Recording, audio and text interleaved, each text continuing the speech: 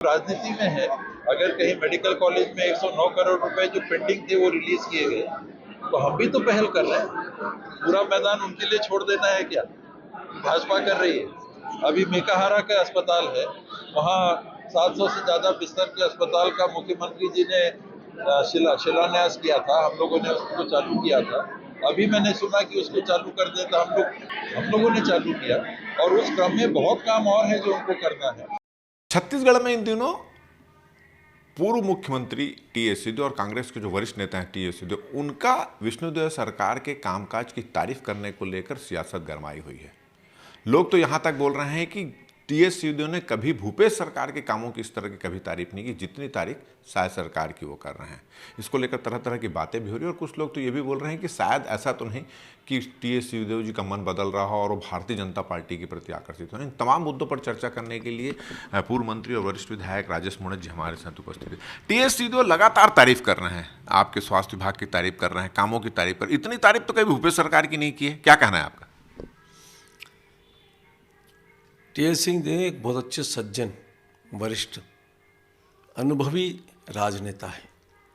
कभी कभी वो अपनी राजनीतिक मर्यादा सीमा को छोड़ करके भी जनहित की बात करते हैं। और मैं इस बात को इसलिए कह रहा हूँ कि वो उप मुख्यमंत्री रहे, मंत्री रहे मंत्रिमंडल में, भूपेश सरकार में। जन घोषणा पत्र उन्होंने बनाया था घूम घूम करके, लोगों से वादा करके आए थे, लोगों से मिल करके आए थे। और जब उस वादे पे वो सरकार उनको काम नहीं करने दी तो उसी समय टीएस बाबा ने इस्तीफा भी दिया था। यह वही टीएस बाबा है। और जब इनके बाद में कांग्रेस पार्टी में मंथन करने के बाद में उनको उप मुख्यमंत्री बनाया, उस समय भी उनके ये हाल थे कि कई विषय उनके डिपार्टमेंट के उनके पास जानकारी नहीं होती थी। वो मुख्यमंत्री स्वयं अपने आप निर्णय कर देते थे, लेकिन वो पार्टी की विचारधाराओं से बंधे हुए थे। वो डेवलपमेंट के शुरू से पक्षधर हैं।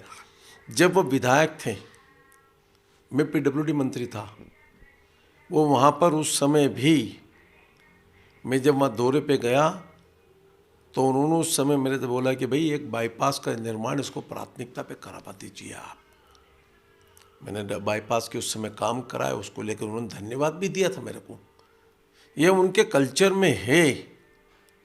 राजनीति से ऊपर उठ के कई बार वो तारीफ करते हैं, क्योंकि उस क्षेत्र के जनप्रतिनिधि होने के नाते हर जनप्रतिनिधि का कर्तव्य होता है हर समय चश्मा राजनीति का लगा करके नहीं देखना चाहिए।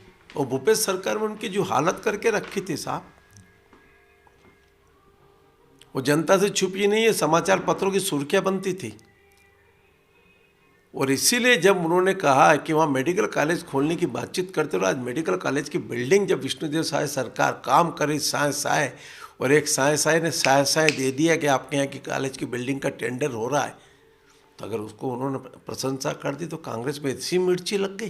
अच्छा, ये बताइए कि अगर सीरियसली जैसे उन्होंने घोषणा पत्र बनाया था कांग्रेस का पिछले विधानसभा चुनाव समय, वो कांग्रेस की जीत में बहुत महत्वपूर्ण भूमिका कर ली थी, अगर कि उनके घोषणा पत्र पर अमल हो जाता तो आज कांग्रेस की इतनी बुरी स्थिति नहीं होती।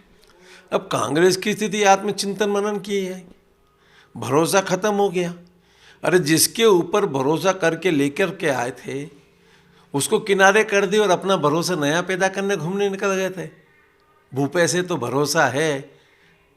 जब उस समय का उसका तत्कालीन मंत्री कैबिनेट के अंदर विषय रखता था, उसकी बातों को नहीं सुनते थे।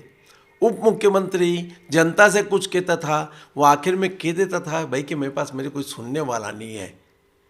और जब कोई आदमी जनप्रतिनिधि होता, जनता का नुमाइंदा होता, जनता की सेवा करना उसका काम होता है, और अगर कोई दूसरी सरकार या कोई दूसरी राजनीतिक पार्टी आपसी प्रतिद्वंदिता को छोड़ करके, द्वेष भावना को छोड़ करके जनहित के मुद्दे के ऊपर कोई व्यक्ति अगर जनता का फैसला करती है और एक जनप्रतिनिधि उसकी तारीफ करती है, तो फिर पार्टी को मिर्ची नहीं लगना चाहिए। क्या लग रहा है कि टीएस सिंहदेव जैसे नेता भाजपा में भी होना चाहिए, आपको लगता है? हमारे यहाँ नेता बहुत सारे हैं, वो भी आए तो स्वागत है।